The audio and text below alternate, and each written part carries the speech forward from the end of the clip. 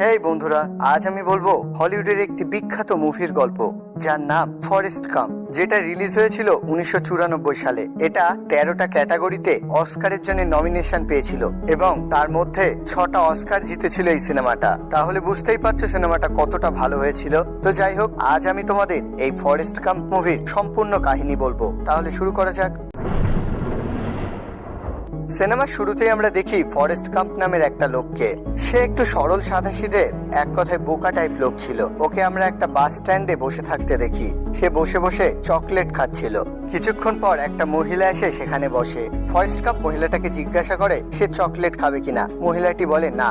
তখন ফরেস্ট বলে যে আমি এরকম 1.5 লাখ চকলেট একাই খেয়ে নিতে পারবো। তারপর ফরেস্ট মহিলাটার জুতোটা দেখতে পায়, যেটা সাদা রঙের ছিল।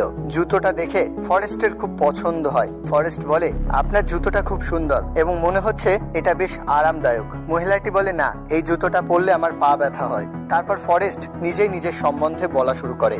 সে বলে যে আমি সারা জীবনে অনেক ধরনের জুতো পরেছি। আমি যদি এখন ঠিকঠাক মনে করার চেষ্টা করি তাহলে হয়তো আমি আমার জীবনের প্রথম জুতো কোনটা পরেছিলাম তা মনে পড়ে যাবে। তারপর ফরেস্ট চোখ বন্ধ করে ভাবা শুরু করে আর আমরা ওর জীবনের আগের কাহিনীগুলো দেখতে পাই। আমরা দেখি ফরেস্টের ছোটবেলা, যেখানে সে ওর মায়ের সাথে একটা ডাক্তারের কাছে এসেছে। ডাক্তার ওকে একটা বিশেষ ধরনের জুতো পরিয়েছে যাতে লম্বা লম্বা রড লাগানো আছে। আমরা ডাক্তারের কথা শুনে জানতে পারি যে ফরেস্টের পায়ের হাড় বাঁকা, যার ফলে সে ঠিকঠাক ভাবে চলতে পারে না। তবে ডাক্তার বলে চিন্তার কোনো কারণ নেই, এই বিশেষ ধরনের জুতো পরলে ওর হাড় আস্তে আস্তে সোজা হয়ে যাবে এবং তারপর থেকে ও সাধারণ মানুষের মতো হাঁটতে চলতে পারবে। তারপর ফরেস্ট ওর মায়ের সাথে বাইরে আসে। ওর মা ওকে বলে যে কোনোদিন কাউকে এটা বলার সুযোগ দিও না যে সে তোমার চেয়ে ভালো, তোমার চেয়ে বেটার। ভগবান সবাইকে সমানভাবে বানায় না, যদি বানাতো তাহলে সবার পা তোমার মতো হতো, কিন্তু তা হয়নি। তুমি আর 5 জনের মতো নাও, তুমি তাদের চেয়ে আলাদা, তুমি তাদের চেয়ে বিশেষ একজন। তারপর আমরা দেখি ফরেস্টের মা চায় ফরেস্ট ভালো করে পড়াশোনা শিখুক, তাই সে একটা ভালো স্কুলে ফরেস্টকে ভর্তি করার জন্য নিয়ে আসে। কিন্তু স্কুলের প্রিন্সিপাল ফরেস্টের মাকে বলে যে আমরা ওকে আমাদের স্কুলে ভর্তি নিতে পারবো না, কারণ ফরেস্ট নর্মাল বাচ্চা নয়, ওর বুদ্ধি সাধারণ বাচ্চাদের তুলনায় অনেক কম। কিন্তু ফরেস্টের মা বলে না, আমার ছেলে আর 5 জনের মতো নর্মাল স্কুলেই পড়বে। এবং ফরেস্টের মা অনেক বুঝিয়ে শুনিয়ে শেষমেশ প্রিন্সিপালকে রাজি করায় ফরেস্টকে ওই স্কুলে ভর্তি নেবার জন্য। ফরেস্ট ওই স্কুলে ভর্তি হয়। তারপর আমরা ফরেস্টের বাড়ি দেখতে পাই। সেখানে ফরেস্ট আর তার মা থাকে। ফরেস্টের বাবা নেই, তাই ওর মা রোজগারের জন্য সেখানে বেড়াতে আসা লোকেদের তার বাড়িতে ভাড়াটে গেস্ট হিসেবে আশ্রয় দেয়, যার ফলে ফরেস্টদের বাড়িতে বিভিন্ন লোকেদের আনাগোনা লেগেই থাকে।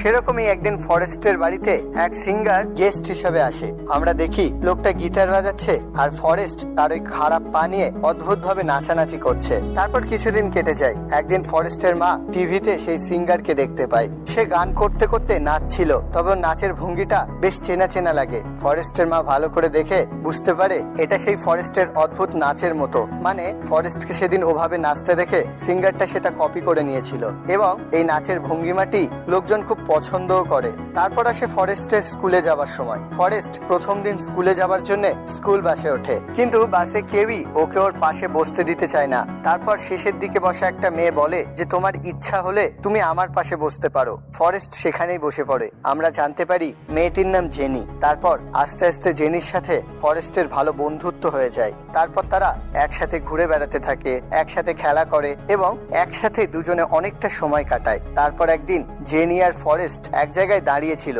তখনই সাইকেলে করে 3টে ওদেরই বয়সী বাচ্চা ছেলে আসে। ওরা ফরেস্টকে উল্টো পাল্টা বলে এবং তারপর ফরেস্টের দিকে ওরা পাথর ছুঁড়ে মারে। একটা পাথর ফরেস্টের মাথায় লাগে। ফরেস্ট পড়ে যায়। জেনি ওকে তোলে। দেখা যায় ফরেস্টের মাথার এক জায়গায় কেটে গিয়ে রক্ত বেরোচ্ছে। ওই 3 জন বাচ্চাগুলো তারপর আবার পাথর ছোড়া শুরু করে। ফরেস্টের গায়ে লাগলেও ফরেস্ট পালায় না, একভাবেই ওখানে দাঁড়িয়ে থাকে। তারপর জেনি ফরেস্টকে পালাতে বলে। জেনির কথা শোনা মাত্রই ফরেস্ট দৌড়ানো শুরু করে। তারপর সে ওর ওই খারাপ পায়ে অদ্ভুত ভাবে দৌড়াতে শুরু করে। ওই ছেলে 3টে এটা দেখে ওদের সাইকেলে চেপে ফরেস্টকে তাড়া করা শুরু করে। জেনি পিছন থেকে ফরেস্টকে জোরে দৌড়াতে বলে। তারপর ফরেস্ট জোরে দৌড়ানো শুরু করে এবং ওর পায়ে লাগানো রডগুলো আস্তে আস্তে খুলে পড়ে যায় এবং তারপরই ফরেস্ট এত জোরে দৌড়ায় যে ওই 3টে বাচ্চা সাইকেলেও ওকে ধরতে পারে না। জীবনে প্রথমবার ফরেস্ট দৌড়াতে পেরেছে, তাই সে খুব জোরে এবং অনেকক্ষণ ধরে দৌড়ায় এবং শেষমেশ বাড়ি পৌঁছে যায়।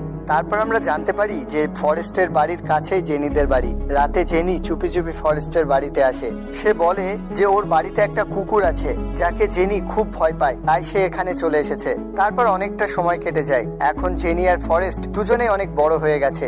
তারপর আমরা ছোটবেলারই মতন একটা সিন দেখতে পাই, যেখানে ওই তিনজন বাচ্চা যারা এখন বড় হয়ে গেছে তারা এখনো ফরেস্টকে বিরক্ত করে। তারা আবার ফরেস্টের দিকে পাথর ছুঁড়ে মারে। ফরেস্ট দৌড়ানো শুরু করে। তারপর ওরা এবার গাড়ি করে ফরেস্টকে তাড়া করে। ফরেস্ট জোরে দৌড়াতে থাকে। জেনি পিছন থেকে ওকে আরো জোরে দৌড়াতে বলে। ফরেস্ট জেনির কথা শুনে আরো জোরে দৌড়ানো শুরু করে এবং সে দৌড়াতে দৌড়াতে একটা রাগবি খেলার মাঠে পৌঁছে যায়, যেখানে তখনও খেলা চলছিল। একজন খেলোয়াড় বল নিয়ে গোল দেওয়ার জন্য দৌড়াচ্ছিল, কিন্তু তখনই ফরেস্ট ওর পাশ থেকে ওর চেয়েও জোরে দৌড়ে চলে যায়। এটা থেকে সেই খেলোয়াড় এবং বাকি সকলেই অবাক হয়ে যায়। ওখানকার একজন কোচ জিজ্ঞাসা করে যে এই ছেলেটি কে। একজন বলে যে এটা হলো ফরেস্ট গাম্প, এখানেই থাকে, ও পুরোপুরি বোকা একটা ছেলে। তারপর সেই কোচটা ফরেস্টের এই জোরে দৌড়াতে পারার জন্য ওকে নিজের দলে খেলতে নেয় এবং এই কারণে ফরেস্ট কলেজেও ভর্তি হতে পারে এবং কলেজের টিমে খেলে। কিন্তু ফরেস্ট এই খেলার কোনো নিয়মই জানে না। সে শুধু এটুকুই জানে যে বল নিয়ে তাকে দৌড়াতে হবে। তাই খেলায় যখনই ওকে কেউ বলটা এনে দিত ও দৌড়ানো শুরু করত, কিন্তু যতক্ষণ না ওকে কেউ থামাতো ততক্ষণ সে দৌড়াতেই থাকতো। তবে ফরেস্টের এই জোরে দৌড়ানোর কারণেই ওদের টিম বারবার ম্যাচ জিতে যায়। তারপর আস্তে আস্তে ফরেস্ট খুব বিখ্যাত খেলোয়াড় হয়ে যায়। সে অল আমেরিকান টিমেও চান্স পেয়ে যায়। তারপর আগামী 5 বছর ধরে সে খেলতে থাকে। তারপর ফরেস্ট কলেজ পাশের ডিগ্রি পায়। ফরেস্ট ওর মাকে বলে যে আমি খেলাধুলায় ভালো ফল করেছি, যার কারণে ওরা আমাকে কলেজ পাশের ডিগ্রি দিয়েছে। তারপরেই সেখানে এক আর্মি অফিসার চলে আসে। সে ফরেস্টকে বলে তুমি নিজের ভবিষ্যৎ নিয়ে কিছু ভেবেছো? তারপর আর্মি অফিসারটা ফরেস্টকে আর্মিতে ভর্তি হবার সুযোগ দেয়। ফরেস্ট রাজি হয়ে ভর্তি হয়ে যায়। তারপর আমরা দেখি ফরেস্ট ওর আর্মি ট্রেনিং এ যাবে, তাই ও আর্মিদের বাসে ওঠে। বাসে উঠেই সে বাস ড্রাইভারকে নিজের নাম বলে, কিন্তু বাস ড্রাইভার ওকে পাত্তা না দিয়ে ওর সাথে খুব খারাপ ব্যবহার করে। তারপর ওকে বসতে বলে, কিন্তু বাসে কেউই ওকে ওর পাশে বসতে দিচ্ছিল না, ঠিক স্কুলের প্রথম দিনের মতো। তারপর একটা অদ্ভুত টাইপ ছেলে ফরেস্টকে ওর পাশে বসতে দেয়। আমরা জানতে পারি ছেলেটার নাম বেঞ্জামিন, তবে ওর ডাক নাম হলো বুব্বা। ফরেস্ট ওকে নিজের নাম বলে। বুব্বা ফরেস্টকে বলে যে সে জেলে হতে চেয়েছিল। সে নিজের একটা বোট কিনে চিংড়ি মাছ ধরে সেগুলোকে বিক্রি করতে চেয়েছিল, কিন্তু দুর্ভাগ্যবশত তাকে আর্মিতে ভর্তি হতে হয়। এই বুব্বা সব সময় চিংড়ি মাছ ধরার কথা বলে। তারপর ফরেস্টদের আর্মি ট্রেনিং শুরু হয়। সেখানে ফরেস্টদের বন্দুকের পার্টস জোড়ার কাজ দেওয়া হয় এবং সবার আগে দ্রুত ফরেস্ট সেটা করে ফেলে। ওখানকার অফিসাররা এটা দেখে খুব অবাক হয়। সে জিজ্ঞাসা করে যে তুমি এত তাড়াতাড়ি এটা করলে কিভাবে? এর আগে এত কম সময় ওটা কেউ করতে পারেনি। সে ফরেস্টকে বুদ্ধিমান বলে প্রশংসা করে। তারপর আমরা দেখি আর্মি ক্যাম্পে আসার পর থেকেই ফরেস্ট ওর মা আর জেনিকে খুব মিস করত। একদিন রাতে ফরেস্ট একটা ম্যাগাজিনে জেনির ছবি দেখতে পায়। ফরেস্ট এই ছবি দেখে তারপর খোঁজ খবর নেয় এবং সে জানতে পারে যে জেনি এখন একটা থিয়েটারে কাজ করে। তারপর আর্মি ক্যাম্প থেকে কিছু ছুটি পেয়েই সে চলে আসে সেই থিয়েটারে এবং সে দেখে জেনি সেখানে কাপড় না পরে গিটার নিয়ে গান করছে এবং কিছু লোক ওকে বিরক্ত করছে। এটা দেখে ফরেস্টের ভীষণ রাগ হয়। সে ওই লোকগুলোকে সরিয়ে জেনিকে বাইরে নিয়ে চলে আসে। এর ফলে জেনি ফরেস্টের উপর রেগে যায়, কারণ ফরেস্টের এই আচরণে জেনির চাকরি চলে যায়। তারপর জেনি বলে যে আমার জীবন এখন পুরোপুরি বদলে গেছে, তুমি সব সময় আমাকে বাঁচাতে পারবে না। তারপর জেনি হাত দেখিয়ে একটা অচেনা লোকের গাড়ি দাঁড় করায় ওতে যাবার জন্য। এটা দেখে ফরেস্ট জেনিকে বলে যে কিছুদিন পর আর্মির তরফ থেকে আমাকে ভিয়েতনামে পাঠাতে হবে। এটা শুনে জেনি ওকে বলে যে তুমি কথা দাও যে ওখানে যদি কোনো বিপদ হয় তুমি হিরো হবার চেষ্টা করবে না, বিপদের মোকাবিলা করবে না, নিজের প্রাণ বাঁচিয়ে পালাবে ওখান থেকে, সাবধানে থাকবে তুমি। ফরেস্ট ওকে কথা দেয় যে ঠিক আছে। তারপর জেনি চলে যায়। তারপর আমরা দেখি ফরেস্ট আর বুব্বা ভিয়েতনামে চলে এসেছে। এখানে এসেই বুব্বা সমুদ্র দেখে বলে এই সমুদ্রে মনে হয় প্রচুর চিংড়ি মাছ আছে, একবার এই জায়গা আমরা দখল করে নিই, তারপর আমি শুধুই চিংড়ি মাছ ধরবো। আর আমরা জানি বুব্বা কথায় কথায় এই চিংড়ি মাছের কথাই বলে। তারপর ওরা আর্মির মিশনে বেরিয়ে যায়। কখনো বুক পর্যন্ত প্রচন্ড ঝড় জলে, বৃষ্টিতে ওরা সব সময় ওদের ডিউটি পালন করে। এর ফাঁকে ফাঁকে বুব্বা বারবার ফরেস্টকে বলে যে সে আর্মি থেকে রিটায়ার নিয়ে একটা বোট কিনে চিংড়ি মাছ ধরবে এবং বেচবে। তারপর ওখানে ওদের অনেকটা সময় কেটে যায়, কিন্তু ফরেস্ট রোজ একটা করে চিঠি জেনিকে লেখে। তারপর একদিন ওরা ওদের ডিউটিতে ছিল, তখনই কিছু শত্রু সৈন্য ওদের উপর অ্যাটাক করে। শুরু হয় গোলাগুলি চালানো, শুরু হয় যুদ্ধ।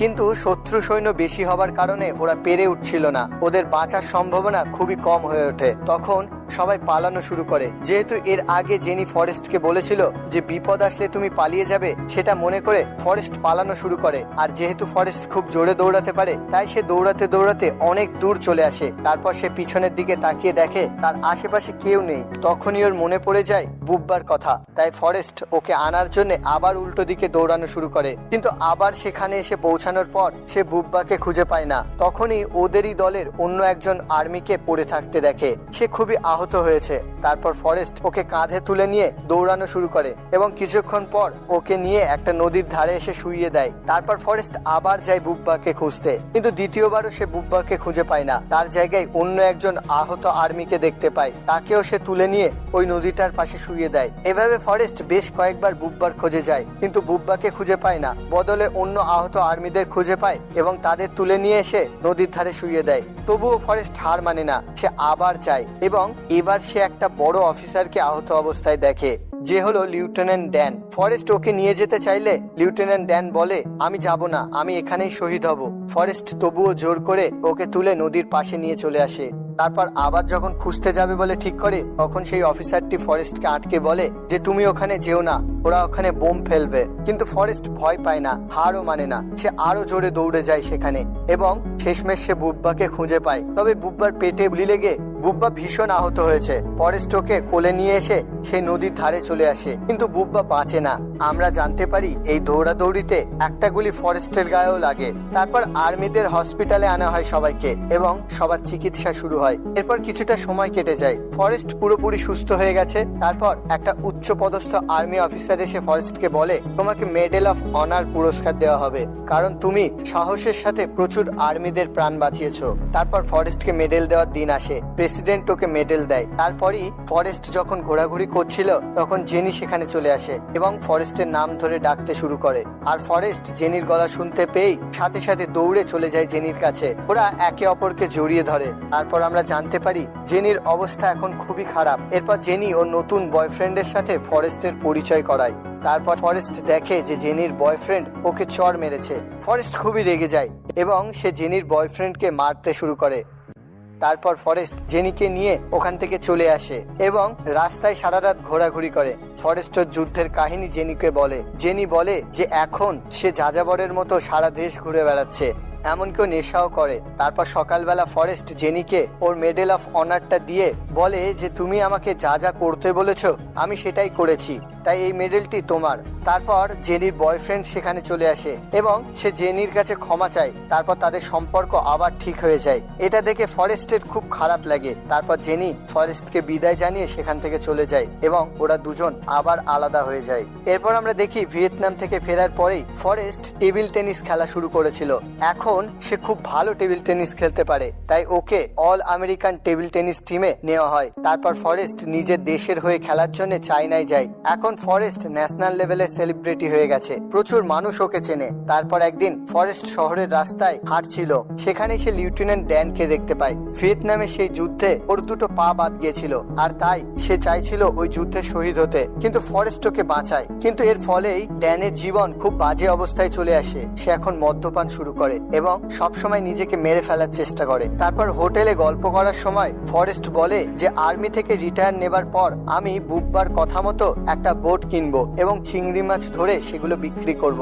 এবং ড্যান ওকে বলে যে তাহলে এই কাজে আমি তোমাকে সাহায্য করব। তার কিছু পরে ফরেস্ট রিটায়ার হয়। তারপর সে চলে আসে বুব্বার বাড়ি এবং বুব্বার ফ্যামিলির লোকেদের বোট কিনে চিংড়ি মাছ ধরার কথা বলে, কিন্তু বুব্বার ফ্যামিলি ওকে পাত্তা দেয় না। তারপর ফরেস্ট রিটায়ারমেন্টের টাকা দিয়ে একটা বড় বোট কেনে এবং সেটা নিয়ে সে একাই বেরিয়ে পড়ে চিংড়ি মাছ ধরতে। সারাদিন সে সমুদ্রে চিংড়ি মাছ ধরার চেষ্টা করে, কিন্তু দিনরাত্রি পরিশ্রম করেও একটা চিংড়ি মাছও সে ধরতে পারে না। একজন ওকে বলে যে তুমি বোটের কোনো নাম রাখোনি, যার জন্য এই অশুভ কাজগুলো তোমার সাথে হচ্ছে, তুমি তাড়াতাড়ি বোটের একটা নাম রাখো। তারপর ফরেস্ট ওর বোটের নাম রাখে জেনি, যাকে সে খুব ভালোবাসতো। অন্যদিকে জেনি এখন পুরোপুরি বদলে গেছে। সে খুব নেশা করে, এমনকি সে আত্মহত্যারও চেষ্টা করে, কিন্তু পারে না। এবং অন্যদিকে লিউটেন্যান্ট ড্যান আসে একদিন ফরেস্টের কাছে। সে বলে আমি কথা মতো তোমাকে সাহায্য করতে চলে এসেছি। তারপর ওরা দুজন মিলে চিংড়ি মাছ ধরা শুরু করে, কিন্তু ওরা দুজন মিলেও একটা চিংড়ি মাছও ধরতে পারে না।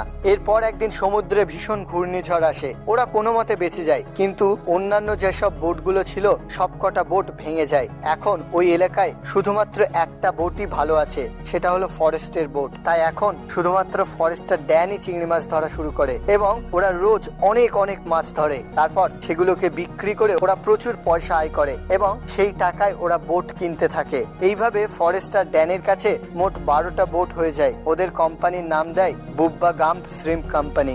আমরা জানি এতক্ষণে বাস স্ট্যান্ডে বসে ফরেস্ট এই গল্পগুলো বলছিল। দু একজন লোক জড়ো হয়ে ফরেস্টের এই গল্পগুলো শুনছিল। একজন বয়স্ক লোক ফরেস্টের গল্পটা বিশ্বাস করে না। সে বলে যে বুব্বা গাম্প শ্রিম্প কোম্পানির মতন এত বড় কোম্পানির মালিক হচ্ছে তুমি। সে ফরেস্টকে মিথ্যেবাদী বলে সেখান থেকে চলে যায়। তারপর ফরেস্ট ওর ব্যাগ থেকে একটা ম্যাগাজিন বার করে সেখানে থাকা এক মহিলাকে দেখায়। সেই ম্যাগাজিনের প্রথম পাতায় তার আর ড্যানের ছবি ছিল এবং ফরেস্ট আবার তার আগের জীবনের কাহিনী বলা শুরু করে। আমরা জানতে পারি চিংড়ি মাছের ব্যবসা ড্যানের দায়িত্বে দিয়ে ফরেস্ট চলে আসে ওর মায়ের কাছে। সেখানে এসে সে জানতে পারে ওর মায়ের ক্যান্সার হয়েছে। তাই ফরেস্ট ওর মায়ের সাথে থাকা শুরু করে, কিন্তু কিছুদিন পরেই ওর মা মারা যায়। আর তারপরই ফরেস্ট আর ড্যানের কাছে ফিরে যায় না। এরপর কিছুটা সময় কেটে যায়। একদিন ফরেস্টের কাছে ড্যানের একটা চিঠি আসে। চিঠিতে সে লেখে চিংড়ি মাছের ব্যবসায় যা লাভ হয়েছে সেই টাকা দিয়ে সে অ্যাপেলের কোম্পানিতে ইনভেস্ট করেছে এবং তাতেও অনেক টাকা লাভ হয়েছে। সেই লাভের কিছু টাকা সে একটা চার্চে দান করেছে, কিছু টাকা একটা অনাথদের হোস্টেলে দান করেছে, আর কিছু টাকা বুব্বার ফ্যামিলিকে দিয়েছে। তারপর আমরা দেখি ফরেস্ট এখনো জেনিকে মিস করে এবং ওকে অবাক করে দিয়ে একদিন জেনি ওর কাছে আসে। ওরা একসাথে থাকা শুরু করে। একদিন রাতে ওরা ঘনিষ্ঠ হয়। তারপর ফরেস্ট জেনিকে বিয়ের প্রস্তাব দেয়, কিন্তু জেনি বলে না, আমি তোমাকে বিয়ে করতে পারবো না, কারণ আমি তোমার যোগ্য না। তুমি আমার চেয়ে অনেক ভালো মেয়েকে পেয়ে যাবে। তারপর একদিন ভোরে ফরেস্ট যখন ঘুমাচ্ছিল তখন জেনি চুপি চুপি সেখান থেকে চলে যায়। এই ঘটনায় ফরেস্ট খুবই কষ্ট পায়। তার তখন মনে হয় সবকিছু ছেড়ে ছোটবেলার মতো দৌড়ে পালাতে। তাই সে দৌড়ানো শুরু করে। দৌড়ে দৌড়ে সে অনেক দূরে চলে যায়। তারপর সে মাসের পর মাস দৌড়াতে থাকে এবং একটা সময় পরে বেশ কিছু মানুষ উৎসাহিত হয়ে ওর সাথে দৌড়ানো শুরু করে। এভাবে প্রায় 3 বছর 2 মাস দৌড়ানোর পর অবশেষে ফরেস্ট থামে। তারা দৌড়াতে ইচ্ছা করে না। তারপর সে নিজের বাড়ি ফিরে আসে। বাড়ি ফেরার কিছু সময় পরে সে জেনির একটা চিঠি পায়, যাতে লেখা জেনি ফরেস্টের সাথে দেখা করতে চায়। তাই আজ ফরেস্ট এই বাস স্ট্যান্ডে এসেছে জেনির সাথে দেখা করতে যাবে বলে। তারপর ফরেস্ট জেনির ঠিকানাটা বাস স্ট্যান্ডে সেই মহিলাটিকে দেখায়। মহিলাটি বলে এটা তো কাছেই, এর জন্য তোমাকে বাস ধরতে হবে না। তারপর মহিলাটি ফরেস্টকে কিভাবে যেতে হবে সেটা বলে দেয়। ফরেস্ট সাথে সাথে সেইখানে যায় এবং জেনির কাছে পৌঁছে যায়। ফরেস্ট জেনির বাড়িতে যাওয়ার পর দেখে যে জেনির একটা ছেলে আছে। জেনি বলে ওর নাম ফরেস্ট, ওর বাবার নামে ওর নাম রেখেছি আমি। এটা শুনে ফরেস্ট খুবই অবাক হয়ে যায়। তখন জেনি ওকে বলে যে হ্যাঁ, এটা তোমারই ছেলে। ফরেস্ট জেনি আর তার ছেলেকে নিয়ে নিজের বাড়ি চলে আসে। ফরেস্ট জানতে পারে যে জেনি একটা রোগে আক্রান্ত, তাই সে আর বেশি দিন বাঁচবে না। তারপর জেনি ফরেস্টকে বলে যে তুমি কি আমাকে বিয়ে করবে? ফরেস্ট একটুও না ভেবে সাথে সাথেই বলে দেয় হ্যাঁ। তারপর জেনির আর ফরেস্টের বিয়ে হয়, কিন্তু বিয়ের কয়েক মাসের মধ্যেই জেনি মারা যায় আর ফরেস্ট একাই ওদের সন্তানকে বড় করতে থাকে। তবে ফরেস্ট এখনো জেনিকে খুব মিস করে, তাই সে জেনির কবরের কাছে এসে অনেকটা সময় কাটায়। তারপর কিছুটা সময় কেটে যায়। এখন ফরেস্টের ছেলে স্কুলে ভর্তি হয়েছে। ওকে স্কুল বাসে তুলে দেবার জন্য ফরেস্ট আসে সেখানে। তারপর বাস আসার পর ওকে বাসে তুলে দেয়। তারপর বাসটা চলে যায় আর ফরেস্ট একা দাঁড়িয়ে সেই দিকেই তাকিয়ে থাকে। আর এখানেই শেষ হয় এই অসাধারণ সিনেমাটা। সিনেমার এক্সপ্লেনটা যদি ভালো লেগে থাকে তাহলে কমেন্টে জানাও, লাইক করে দাও, বন্ধুদের সাথে শেয়ার করে দাও। আর নতুন নতুন মুভির গল্প শোনার জন্য চ্যানেলটাকে সাবস্ক্রাইব করে দাও। টাটা।